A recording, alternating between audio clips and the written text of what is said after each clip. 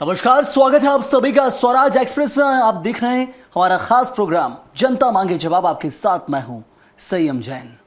मध्य प्रदेश की राजनीति में इन दिनों धर्म, संस्कृति और आस्था का रंग लगातार गहराता दिखाई दे रहा है।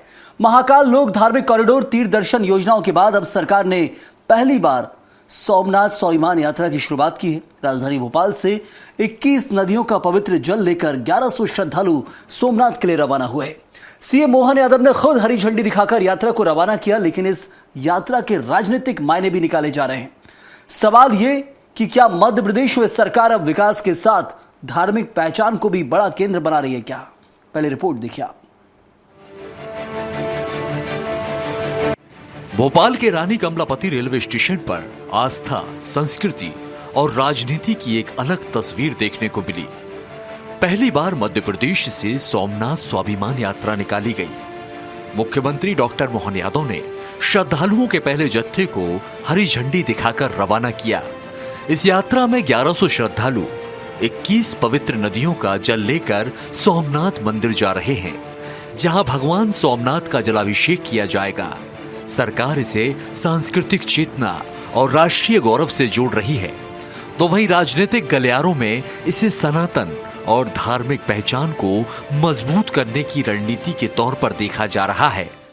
पूरे देश में उत्साह बढ़ रही है, तो स्वाभाविक रूप से हम सबके लिए एक अलग प्रकार का माहौल बना है।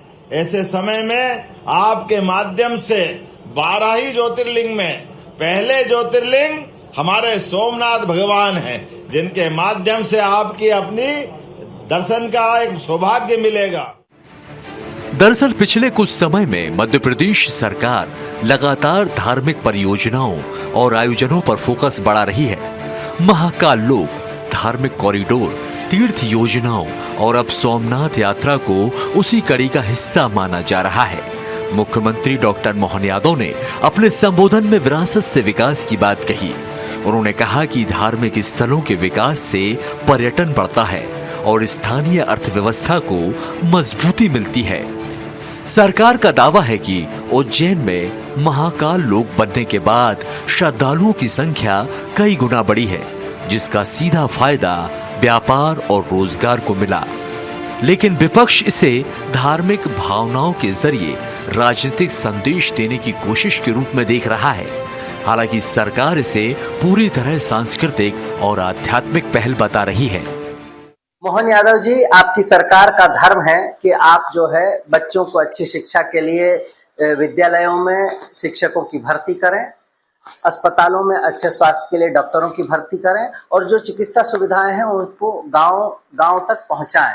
लेकिन वो सब करने की बजाय आप जो है कुछ और काम और इंतजाम कर रहे हैं। सोमनाथ यात्रा सिर्फ एक धार्मिक आयोजन नहीं, बल्कि सरकार की उस सोच को भी सामने लाती है जिसमें संस्कृति, आस्था और विकास को एक साथ जोड़ने की कोशिश दिखाई देती है। राजनीतिक विश्लेषकों की माने तो आने वाले समय में धार्मिक पर्यटन और सनातन संस्कृति सरकार के बड़े एजेंडे में शामिल रह सकते हैं, क्योंकि आस्था से जुड़ाव सीधे जन भावनाओं से जुड़ता है। अब देखना होगा कि सोमनाथ स्वाभिमान यात्रा सिर्फ धार्मिक आयोजन बनकर रहती है या फिर मध्य प्रदेश की राजनीति में आस्था आधारित नई रणनीति का मजबूत प्रतीक भी बनती है। और चलिए इस वक्त चर्चा करेंगे। हमारे साथ खास मेहमान मौजूद हैं। डॉक्टर वाणी आहलूवालिया हैं, बीजेपी प्रवक्ता, स्वागत है आपका। कुंदन पंजाबी, कांग्रेस के प्रवक्ता हैं, आपका भी बहुत बहुत स्वागत। और प्रवेश गौतम, वरिष्ठ पत्रकार हैं, आपको भी बहुत स्वागत है इस चर्चा में जुड़ने के लिए। वाणी जी, एक तरीके से देश भर में इस बार हम देख रहे हैं कि अलग अलग जगह से जो आयोजन हो रहे हैं वो सबसे खास इसलिए हैं क्योंकि धर्म की जब बात की जाती है तो खास तौर पर एक भारत के अंदर लोकतंत्र में राजनीति कहीं ना कहीं से प्रवेश कर जाती है। अब आप देख लीजिए कैसा जो आयोजन किया गया गुजरात के अंदर, सौराष्ट्र में, और सबसे खास इसलिए हो जाता है क्योंकि 1000 साल हुए हैं मध्य प्रदेश से यात्रा निकाली जा रही है। क्या मकसद है, क्या कोशिश है, मैं चाहता हूं इस प्लेटफॉर्म के जरिए बताइए, क्योंकि जो मंशा यदि है कि इसमें भी आरोप प्रत्यारोप लगाए जा रहे हैं वो भी क्लियर होना चाहिए। क्या कोशिश इस वक्त प्रदेश सरकार की है? 1100 श्रद्धालु यदि गए तो, क्योंकि योजना पहले भी चलती रही प्रदेश के अंदर धर्म को लेकर।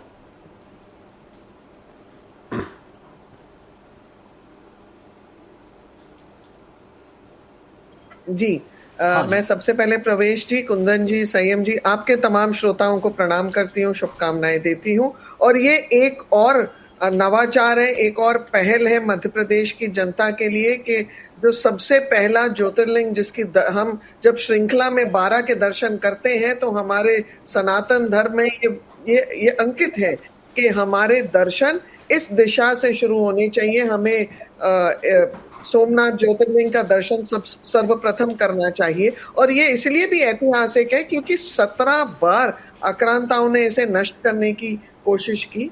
ये हमारी संस्कृति जो है अविरल है और इसीलिए हमारी विश्वास भी हमारा अटूट है। और उसी पथ पर चलते हुए डॉक्टर मोहन यादव जी ने बहुत स्पष्ट किया है, उनके काम करने के जब प्रक्रिया देखते हैं, व्यवहार देखते हैं तो संस्कृति हमारी विरासत को ये संजो के विकास के पायदान पर उतारते हैं, जो हमारी एक मुझे लगता है अनादिकाल से हमारा एक चरित्र है, भारतीय समाज का चरित्र है ये। और हमने देखा भी है कि मोहन यादव जी ने ऐसे बहुत सारे नवाचार किए। उन्होंने माँ अहिल्या देवी के शहर में ऐसी बैठकें रखी।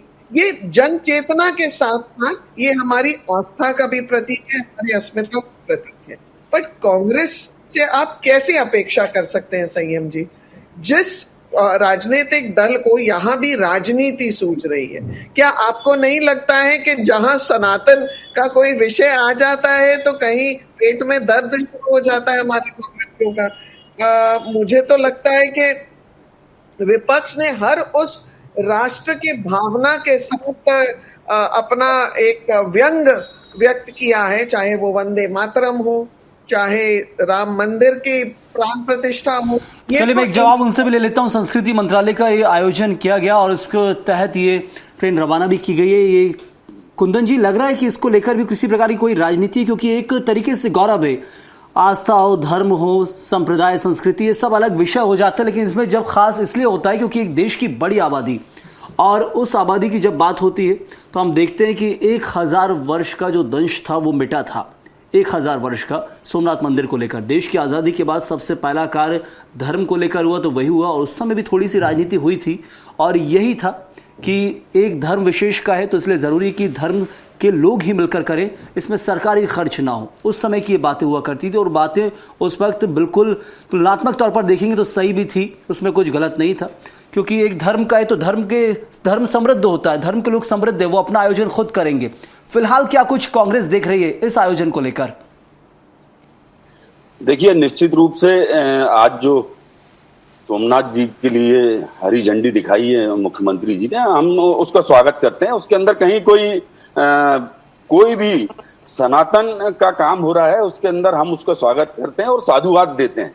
लेकिन प्रश्न तो उठेगा, प्रश्न पे आना ही पड़ेगा। प्रश्न आज मध्य प्रदेश का है, मध्य प्रदेश के भविष्य का है, भविष्य के साथ में इस प्रदेश के युवाओं का है, इस प्रदेश की जो गरीब जनता का है और गरीब जनता के टैक्स के पैसे का है। बहुत सारी बातें हैं। वाणी जी की मैं बात बहुत गंभीरता पूर्वक सुन रहा था, वो बता रही थी, सनातन के बारे में भी बता रही थी। हम भी सनातनी हैं और मैंने इसलिए साधुवाद भी दिया और इस पहल का स्वागत भी किया। लेकिन एक और हम देखते हैं, मध्य प्रदेश के अंदर भी एक बहुत बड़ा ज्योतिर्लिंग उज्जैन के अंदर है और ये विडंबना की बात है कि मध्य प्रदेश के मुख्यमंत्री, जो कि इस प्रदेश के गृह मंत्री भी हैं, वो वहीं से आते हैं। आज महाकाल कॉरिडोर, जिसका सपना माननीय कमलनाथ जी ने देखा था और उसकी राशि सबसे पहले स्वीकृत करने का काम उन्होंने ही किया था, उस जगह पे जिस महाकाल कॉरिडोर के अंदर बनाने में भारतीय जनता पार्टी के समय उसका काम हुआ और वहां पे भ्रष्टाचार की भेंट चढ़ गया था। किस प्रकार से हवा में मूर्तियां उड़ गई थी, इस प्रदेश की जनता ने देखा था। एक और हम ये बात करते हैं, दूसरी ओर मैं कल की एक घटना बताऊं, बड़ा दुख होता है, चूंकि मुख्यमंत्री जी के भी इस प्रदेश के मुखिया का क्षेत्र है और हमारा सनातन संस्कृति का बहुत पुराना स्थान है, जिसके अंदर पूरे विश्व के अंदर उसकी पहचान है बाबा महाकाल की। वहां पे गोरखपुर से आए हुए एक परिवार के साथ, जो श्रद्धालु थे, उसके साथ मारपीट की गई। उस परिवार के एक बच्चे का हाथ तोड़ दिया गया। तो मुख्यमंत्री जी को जो अब मध्य प्रदेश के अंदर अपराध बेलगाम हो रहे हैं, बेरोजगारी की एक्सप्रेस ट्रेन, बुलेट ट्रेन चल रही है, उसके लिए मुख्यमंत्री जी लाल झंडी दिखाएंगे कि नहीं उसको रोकने के लिए, कि सिर्फ ठीक है, हरी धर्म और झंडी लगा राजनीति दिखा के फर्क कांग्रेस से बताने की कोशिश कर रही है। मुद्दा भी आपने उठाया है, वो मुद्दा भी बिल्कुल प्रासंगिक है कि आखिर इन मुद्दों को लेकर क्या कुछ किया जा रहा है। मैं एक रिएक्शन प्रवेश जी से ले लेता हूं, फिर लौटता हूं आपके पास। प्रवेश जी, ये इस वक्त जो सोमनाथ 100 ईमान यात्रा हम देख रहे हैं कि एक तरीके से कोशिश ये दर्शाई जा रही है, याद दिलाया जा रहा है, क्योंकि संस्कृति और इतिहास की बात है। इतिहास 1000 साल पुराना कि कैसे मुगल आक्रांता आए थे और मंदिरों को तोड़ा गया था, आस्था के साथ खिलवाड़ हुआ था, उससे उभरने की कोशिश थी। अब 1000 साल है तो हम उसको इसलिए याद करते हैं क्योंकि इसके जरिए ना सिर्फ आने वाली पीढ़ी बल्कि वर्तमान में जो लोग हैं वो भी जाने कि आखिर हुआ क्या था, ये बताने की, दर्शाने की कोशिश है। फिलहाल आज जो किया गया उसको लेकर जो ट्रेन रवाना की गई है उस पर आपका रिएक्शन।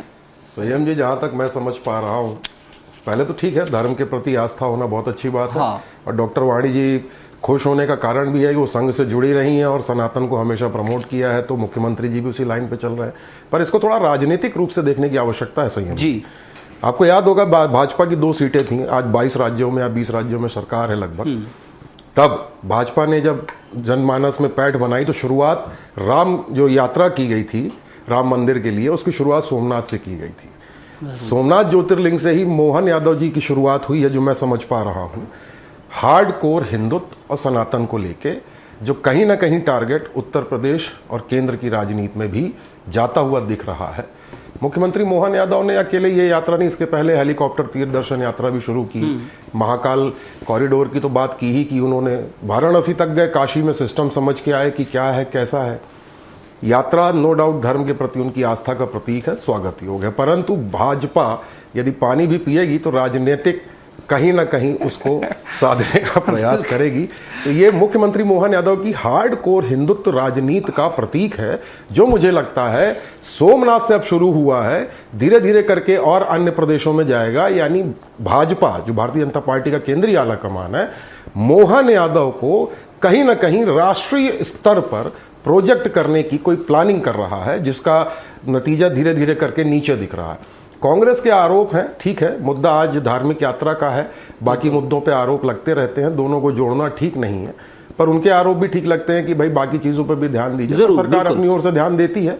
आज मुद्दा ये है, तो मुझे तो स्पष्ट रूप से एक बड़ा राजनीतिक संदेश दिखता है। राम मंदिर की यात्रा सोमनाथ से शुरू हुई थी, मोहन यादव जी की यात्रा भी सोमनाथ से शुरू हो रही है। आगामी उत्तर प्रदेश चुनाव, केंद्रीय आला कमान कुछ बड़ा प्रोजेक्ट करके बैठा हुआ है मुख्यमंत्री मोहन यादव के लिए। चलिए, तो बड़ी चीज आप मुझे बताते नजर आ रहे हैं और दर्शकों को भी। वाणी जी, कितने सहमत इस बात से प्रवेश जी के?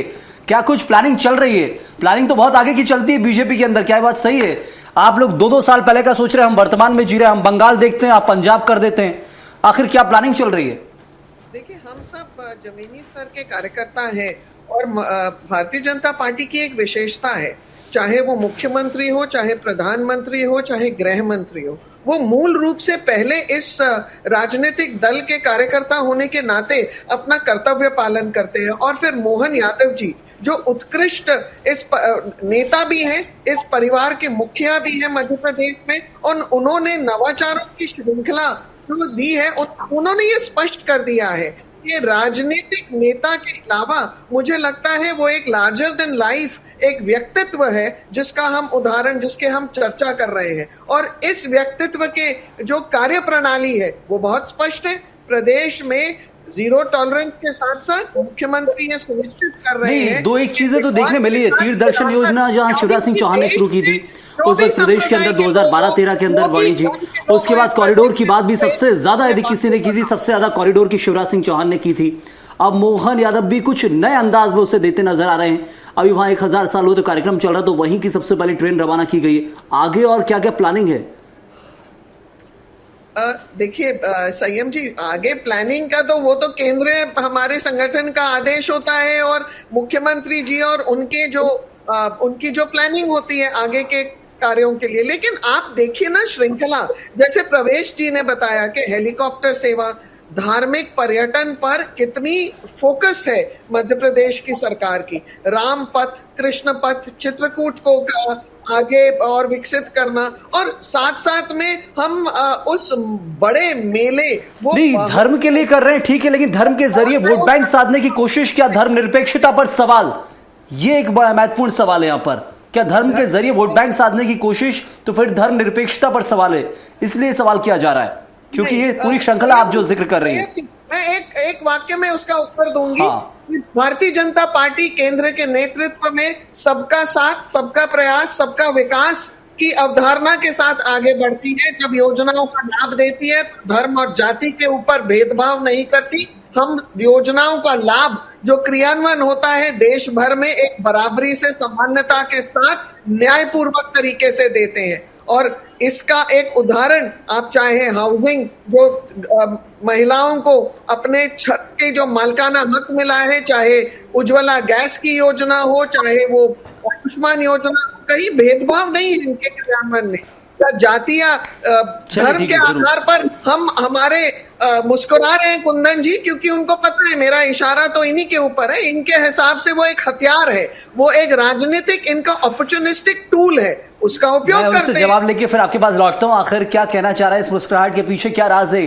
कुंदन जी, क्या कहना चाह रहे हैं आप? इस तरीके से मुस्कुरा रहे हैं, उन्हें बात तो पूरी करने देते कम से कम। योजनाओं का भी जिक्र कर रहे हैं, धर्म के साथ साथ कर्म भी चल रहा है, ये कहने की कोशिश है वाणी जी की।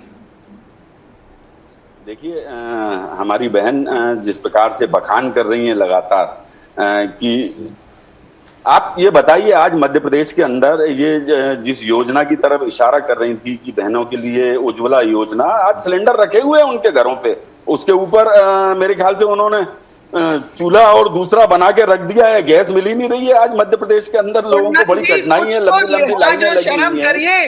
बहन जी, मेरा निवेदन है, देखिए आप इस प्रकार से डिबेट मत किया करें। आप बीच में बोलती हैं, फिर मैं आपको बोलने नहीं दूंगा, आपको दिक्कत होगी फिर। वाणी जी, सुन लेते हैं उनको सुन लेते हैं। आपको मौका मिला, उनको सुन लेते हैं। बहुत आदत मैं लगातार देखता हूँ, है ना, लेकिन अगर आप इस प्रकार से डिबेट करेंगी, बीच में कुंदन जी आक्रोशित मत होइए, तो चर्चा चल रही, चर्चा परिचर्चा चलती है, इसमें आक्रोशित मत होइए। वाणी जी, एक सेकंड रुकिएगा, कुंदन जी अपनी बात पूरी कीजिए। तो मैं ये निवेदन कर रहा था, लाडली बहना योजना की हम बात करते हैं। लाडली बहना योजना में इन्होंने 3,000 रुपए देने का वादा किया था, क्या हुआ उस वादे का? आज मध्य प्रदेश का किसान परेशान है, एमएसपी को लेके 2700 रुपए गेहूं का दाम देने की बात की थी, आज पूरे प्रदेश के अंदर चक्का जाम हुआ है। मुझे लगता है चेंज हो जाएगा। आप इस पर तो हम रोज चर्चा करते हैं। कुंदन जी, क्या कोशिश बीजेपी कर रही है इस धार्मिक यात्रा के जरिए, उस पर कुछ कहना चाहेंगे आप? देखिए, धार्मिक यात्राएं बीजेपी करे, अच्छी बात है, सनातन का काम है, हम उसका स्वागत करते हैं। हाँ। लेकिन उसके अंदर जिस प्रकार से इवेंट करके जनता के पैसे के साथ में जिस प्रकार से खिलवाड़ किया जाता है, कम से कम वो तो नहीं हो। इसके पहले भी क्या सोमनाथ के लिए ट्रेन नहीं थी क्या? जबलपुर से सोमनाथ पहले से ही ट्रेन चलाई जा रही है मध्य प्रदेश के अंदर, तो इसके अंदर इतना बखान करने की आवश्यकता क्यों हो रही है? तो खैर वो बीजेपी का विषय है, वो इस प्रकार के इवेंट करते रहे, धार्मिक इवेंट करें, हमें उससे कोई इनकार नहीं है। दर्शन ट्रेन है जो चलाई जा रही है। मैं आपके पास लौटता हूं कुंदन जी। प्रवेश जी, क्या समझे हम इस यात्रा को लेकर? क्योंकि जब जब यात्रा का जिक्र किया जाएगा तो सबसे पहले निकलता है कि धर्म ही है, धर्म के साथ जरूरी कर्म पर आपके सवाल उठाए जाते हैं। कर्म यानी कि जनता के प्रति डायरेक्ट आपके दायित्व जो है उन पर सवाल उठता है। लेकिन इस धार्मिक यात्रा का आयोजन आपने विस्तार से समझाया, और क्या हम इसका मायना निकालें? संयम जी, देखिए, ये बात तो स्पष्ट है कि भारतीय जनता पार्टी का रुख हिंदुत्व की तरफ रहता है, क्योंकि मुख्यमंत्री मोहन यादव जी हज यात्रा के लिए हरी झंडी दिखाते हुए नहीं दिखेंगे। स्वाभाविक बात है, उनकी पार्टी की एक लाइन है। अभी बंगाल चुनाव के बाद एक प्रचार किया जा रहा है कि कांग्रेस के कितने मुसलमानों किया है। भारतीय जनता पार्टी की राजनीति जो है वो धार्मिक तुष्टीकरण से चलती आ रही है। यदि ये मुद्दा हटा देंगे तो बीजेपी का जो नीचे का बेस है वो हट जाएगा, क्योंकि उन्होंने इसी तरह अपने आप को प्रचारित किया है कि हिंदू पीड़ित है। परंतु धार्मिक आस्था के लिए सरकार प्रयास करती है, मैं उसका हमेशा स्वागत करता हूं। पर मुख्यमंत्री तीर्थ दर्शन योजना के तहत भी ये ट्रेन चलाई जा सकती थी, पर ये ट्रेन नहीं चलाई गई संयम जी। क्यों? उसका एक कारण बताता हूं। क्योंकि मुख्यमंत्री तीर्थ दर्शन यात्रा ट्रेन चलाते तो शिवराज जी को क्रेडिट चला जाता, और मोहन यादव सरकार या पूरी भाजपा वर्तमान में शिवराज जी की योजनाओं में या किसी भी तरह के कामों में शिवराज का नाम नहीं लाना चाहती। इसलिए ये सांस्कृतिक विभाग के शायद अधीन ये ट्रेन चलाई गई है। 2100 नदियों के जो जल ले जाके चढ़ाए जा रहे हैं। स्पष्ट रूप से बीजेपी राजनीति करती है, और नो डाउट आस्था भी है उनकी। मैं इसमें मानता हूं कि वो हिंदू धर्म में उनकी आस्था है, ये अच्छी बात है, लेकिन राजनीतिक उद्देश्य स्पष्ट रूप से दिख रहा है। वरना यदि राजनीतिक उद्देश्य नहीं होता तो इसी ट्रेन को मुख्यमंत्री तीर्थ दर्शन यात्रा के तहत भी चलाया जा सकता था, जो नहीं चलाया गया। तो इसको पूरी तरह से एक ब्रॉडर पिक्चर में देखें।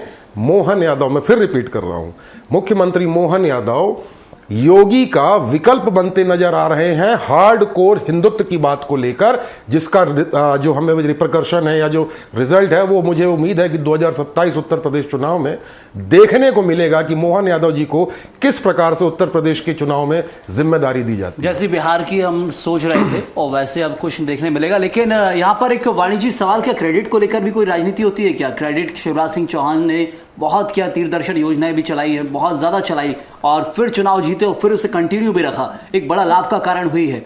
अब आप उससे बार बार कहते हैं कि तीर्थ दर्शन है, प्रदेश के लोगों को दर्शन करा रहे हैं, उसमें भी आप राजनीति ढूंढते हैं, लेकिन हो रही है, जनता का टैक्स का है, उसमें सवाल तो उठते हैं, लेकिन वो नॉर्मल सवाल है। कोई भी सरकार रहेगी, कांग्रेस भी होती, कई बार वो भी तीर्थ दर्शन कराती है अपने अपने राज्यों में, हम देखते हैं। लेकिन क्या ये क्रेडिट की राजनीति बीजेपी के अंदर, ये शिवराज सिंह चौहान क्या कर रहे थे, मोहन यादव क्या कर रहे हैं? बिल्कुल नहीं। देखिए संयम जी, अगर सांस्कृतिक मंत्रालय सड़क बनाने लग जाए तो आप कहेंगे कि मंत्रालय ने अपना संयम खो दिया है। तो लेकिन सड़क मंत्रालय कहाँ सड़क बना रहा है, वो भी हम देख रहे हैं प्रदेश के अंदर। संस्कृति मंत्रालय कम से कम वही कर ले, हम तो वो चाहते हैं अपना काम, वो कर रहा है। और वो करने में भी हमारे विपक्ष को आपत्ति है, उसमें भी मीन मेक निकाल रहे हैं। तो संयम जी, हमको बात ये समझनी होगी कि पहली बात तो हिंदुत्व एक जीवन की शैली है, धर्म से ऊपर उठकर है, क्योंकि उसे हम पूरे राष्ट्र के परिप्रेक्ष्य में देखते हैं। दूसरी चीज, जो सांस्कृतिक मंत्रालय कर रहा है, ये उसका प्रोटोकॉल है। तीसरी चीज, मोहन यादव जी वो नेता है जो भारतीय जनता पार्टी के कार्यकर्ता होने के नाते अपनी विचारधारा के अधीन कार्यों का विस्तार करते हैं, योजनाओं का लाभ अपनी जनता तक पहुंचाते हैं, और हमें गर्व है कि इस प्रदेश की जनता के परिवार के मुखिया मोहन यादव जी। चलिए, ये इस वक्त कुंदन जी, आपको कोई आपत्ति तो नहीं है धर्मनिरपेक्षता को लेकर? हिंदुत्व को हम राष्ट्र के परिप्रेक्ष्य में देखते हैं, कहने की, समझाने की, लाने की कोशिश है, कोई आपत्ति तो नहीं है? क्योंकि भारत के अंदर मूल स्तंभ में है धर्मनिरपेक्षता। देखिए, कांग्रेस पार्टी का तो नारा है धर्मनिरपेक्षता, धर्म हमारा है, हाँ। है ना। हमने कभी भी इन सब बातों का विरोध नहीं किया। बात विरोध करने की तब आती है जिस प्रकार से किसी भी चीज को इवेंट के रूप में लाखों करोड़ों रुपए खर्च करके जनता के टैक्स के पैसे की जो बर्बादी की जाती है, हम उसका विरोध करते हैं, जो कि करना बहुत आवश्यक भी है। इस प्रदेश की गरीब जनता के टैक्स के पैसे का अगर पाई को अगर चलिए, मुझे आपके जवाब से एक सवाल मिला है, जाएगा। हाँ, मैं एक सवाल निश्चित रूप से उसका हम विरोध हमेशा करेंगे। प्रवेश जी, आपसे मेरा एक सवाल, छोटा सा, बहुत छोटा सवाल। मेरी बात 30 सेकंड। हाँ जी, पूरा कीजिए, बोलिए 30 सेकंड। हाँ, बोलिए। मैं ये कहना चाह रहा था, जिस प्रकार से हमारी बहन कह रही थी कि सांस्कृतिक मंत्रालय इसका आयोजन कर रहा है और वो अपने बजट को खर्च कर रहा है, तो मुझे इस बात का जवाब दे दीजिए कि मध्य प्रदेश की महिला बाल विकास मंत्रालय का जो भी बजट है वो सड़कों के ऊपर कैसे लगा दिया जाता है, सीसीटीवी कैमरे के ऊपर कैसे लगा दिया जाता है? तो इन सब बातों का भी तो प्रश्न उठेगा ना।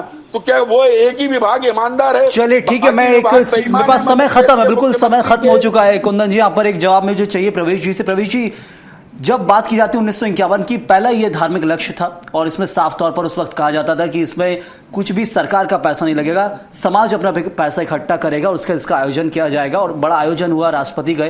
क्या अब हम देखें उस दौर से आज तक के इस दौर में, क्योंकि सवाल उठेगा धर्मनिरपेक्षता पर, तो बार बार ये कहा जाता है कि कितने धार्मिक आयोजनों में, धार्मिक चीजों में सरकारी यानी जनता के टैक्स का पैसा लगाया जाता है, जबकि वो समाज खुद सक्षम है पैसा इकट्ठा कर आयोजन करने के लिए। संयम जी, इसका सिर्फ एक ही जवाब है कि जब हमारे देवालयों में, तीर्थ स्थानों में पैसा देके आप आगे लाइन में लग के दर्शन कर सकते हैं जी, तो इसका मतलब ये है कि सरकार अपने आम जनता के पैसे से जब कोई इस तरह के सांस्कृतिक या धार्मिक आयोजन करती है तो सिर्फ और सिर्फ प्रचार के लिए करती है, बताने के लिए करती है कि हम हिंदुत्व हैं, हिंदुत्व को फॉलो करते हैं और आपके शुभ चिंतक हैं। यदि धर्मनिरपेक्षता की बात है तो मैंने पहले भी दोहराई, अभी फिर कह रहा हूं। हाँ। क्या मुख्यमंत्री जी हज यात्रा को हरी झंडी दिखाएंगे? शायद नहीं दिखाएंगे, क्योंकि इससे उनकी पार्टी की शायद जो इंटरनल मूल भावना है वो आहत होगी। वो लेकिन प्रवेश जी, क्या मोहन यादव हरी झंडी नहीं दिखाएंगे? क्योंकि मुख्यमंत्री तीर्थ दर्शन में अजमेर टू ट्रेन जाती थी शिवराज सिंह के कार्यकाल में। मैं फिर कह रहा हूं, शिवराज जी का जो हिंदुत्व था वो सॉफ्ट हिंदुत्व था। मैं अपनी बात बता रहा हूं। हाँ, बिल्कुल। उनका सॉफ्ट था, वो एकदम हार्ड कोर नहीं थे कि एकदम अगेंस्ट होके बोलना है किसी दूसरे धर्म के। लेकिन मोहन यादव जी का हार्ड कोर है और यही बीजेपी चाहती है कि अब हार्ड कोर हिंदुत्व लीडर्स को प्रमोट किया जाए। जैसे हेमंत बिस्वा शर्मा, शुभेंदु जी का भी बंगाल में ऐसे ही बयान है, योगी जी हैं, और मध्य प्रदेश में अब मोहन यादव उस परिपाटी को आगे बढ़ा रहे हैं। बीजेपी को ऐसे नेताओं की जरूरत है और उसी लाइन पे मोहन यादव जी। चलिए, बिल्कुल सनातन, ये सोमनाथ यात्रा के जरिए एक नई तस्वीर पेश करने की कोशिश की गई है सनातन और आस्था की, लेकिन प्रदेश में इसकी क्या छवि निखर कर सामने आ रही है वो भी दर्शाया जा रहा है। लेकिन आरोप प्रत्यारोप पक्ष और विपक्ष के बीच रहते रहे हैं और वो फिलहाल अभी भी है। इस वक्त इतना ही था। शुक्रिया अदा करूंगा वाणी जी, आपका बहुत धन्यवाद। कुंदन जी, आपका धन्यवाद। और प्रवेश जी, आपका भी बहुत बहुत शुक्रिया विस्तार से समझाने के लिए, बहुत धन्यवाद आपका। तो सोमनाथ के लिए जो ट्रेन चलाई गई है, 1100 श्रद्धालु गए हैं, उनको तीर्थ दर्शन कराया जा रहा है और सोमनाथ में बड़ा उत्सव चल रहा है। 1000 वर्ष पूर्ण हुए हैं, लेकिन इसके जरिए प्रदेश में क्या संदेश देने की कोशिश बीजेपी सरकार कर रही है? क्या कोई क्रेडिट की राजनीति है? इन सबको भी समझना बहुत जरूरी हो जाता है। क्या आगामी कोई संदेश है आने वाले चुनाव को लेकर? क्योंकि जनता के टैक्स की कमाई जब यूज होती है तो फिर आवाज निकलकर सामने आती है वो, लेकिन तब आती है जब विपक्ष में होते हैं। विपक्ष जब सत्ता में आता है तो फिर वही देखने को मिलता है, क्योंकि वोट बैंक को साधना है। फिलहाल क्या कुछ चल रहा है वो आप सब जानते हैं कि सोमनाथ के लिए विशेष ट्रेन का जो आयोजन किया गया, 1100 यात्रियों को रवाना किया गया है और एक धार्मिक आयोजन है जो संस्कृति मंत्रालय ने किया है, बताया गया है। इस वक्त फिलहाल इतना ही। आप बने रहिए स्वराज एक्सप्रेस के साथ।